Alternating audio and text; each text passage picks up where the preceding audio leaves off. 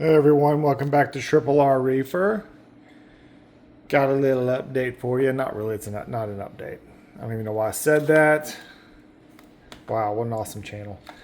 Now, what I wanted to do today, I just had a few minutes, so I wanted to show you how I feed my tank. I feel like everybody, has their own way they do things. With this many fish and this little baby tank, it's pretty easy. I did have the tank police called on me. They showed up and knocked on the door, but they didn't have a warrant, and I don't answer questions. So anyway, let's see here. I'm going to show you what I do. With one hand, ought to be pretty fun. So take the lid off. This is the food I use. TDO Chroma Boost Small. I have the one a little bit smaller than this from when these guys were little babies. But they're all grown up now, so they all eat the small stuff. Anyway, watch this. It's very, very complicated. Got to weigh it all out. That's at least a lot. Anyway, so pour it all in, let them eat it up. I did turn off the main pump, so it stays all in the tank instead of going through my filter roller and then eventually the skimmer having to take some of that too. So that's what I'll do with the dry food. And then later at night, what I'll do is I'll just take a frozen cube, and then what I'll do is this one's, you grab a pen and paper. It's a little bit more complicated than what I just did there. So what you'll do is you'll take the frozen cube and then you'll put it in the tank, and that's it. Matter of fact, actually, let me do that. Hold on. Let's see. Here's the freezer. Well, let's give him one of the greens.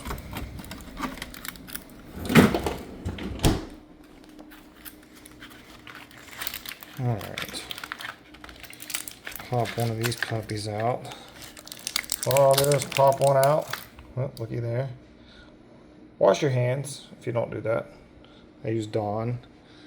Then, here's where the magic happens. Whoop. That's it. And I will let that stay in there for a while. I will say this, doing it this way sometimes, the clowns, they, of course, are best friends with the anemone. So they'll take that that cube and they'll pull it right into the anemone, and the anemone gets it. But not always. So most of the time, everybody gets a little bit of food. But that's how I do that. Well, this pretty little guy here, pretty sure that's a male. He'll put that thing up every now and then. I don't know if it's a dorsal or whatever you want to call it. But anyway, so pretty. One of my favorite fish. Oh, don't forget, put your lid back on. I think I've talked about lids in some of my other videos, but good Lord, if you don't have a lid on your tank, you are really rolling the dice. I mean, these fish just love to get out of their home. You're breathing air. Why can't I? Other side. Oh, I forgot about this new guy I put in there. He actually came out of another one of my tanks, and he was getting beat. Maybe that was I put in another video. Anyway, he was getting beat up by his best friend, and so I took him out of that tank and put him in mine. I've become really good at catching fish. Oh, there you go. That's the perfect situation where it gets pushed onto the power head, because then it'll just suck it through and push it out. Ooh, that doesn't sound right. But yeah, tank's doing awesome. Purple tang and blue tang. They're getting along a little bit better. It's not the best thing in the world, but for the most part, they've kind of figured it out, I think. If they were to get wild, I would definitely intervene. I actually at one point thought about it. I was like, you know what? It's early on. Let me give them a couple of days. No one was getting pinned up and just getting an absolute beat down. So, and now they're not best friends, but they manage. Anyway, this is it. I wanted to just also say really quick, and then I'll get out. This is one of my quickest videos. So one of the things I think has helped me be successful in this tank is this skimmer, this bubble magnet skimmer, $30. I think it's on BRS. Use my link that I'm not putting below and get absolutely nothing off. Anyway, bubble magnet skimmer, 30 bucks. God, if you have a nano tank, you need to get this skimmer. This guy here, of course, I've talked about both of them, but I also feel that like the cleanup crew is essential. These guys just stay doing work. So hermit crabs,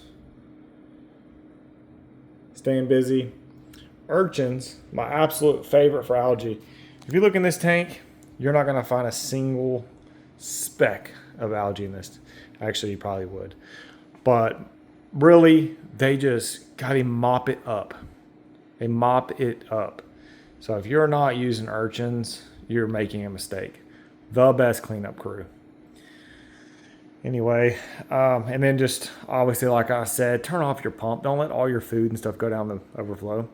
And you're counting on filtration to take, take the brunt of that. And it's just like, why? Feed the tank. Anyway, just a couple of tips.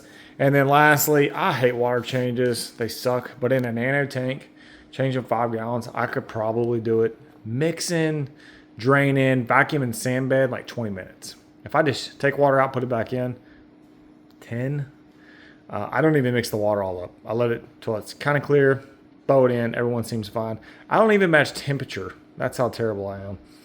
I try to do it the best I can, but a lot of times I'll just throw some of my, because I freeze ice cubes out of the water purifier machine jug. And so I know it's pure water. And so I'll freeze those and I'll throw those in the day I'm doing it so it cools it down. And then I'll get it close. I'm not saying I'm like, oh, 90 degrees. Good luck, everybody. But I don't just like, oh, 78.1, 78. Oh, now we can do it. It's just not that necessary. Maybe not, at least on this tank. Haven't lost anything by doing that yet. I cannot keep utter chaos though, as though I don't know what it is. Anyway, enough rambling. I feel like I was saying something else and got off, but there you go. Hope y'all like this one. I am so close to 1,000 subscribers, so if you enjoyed the video, please like, comment, subscribe. Yeah, that's what we all say. And I will see y'all in the next one.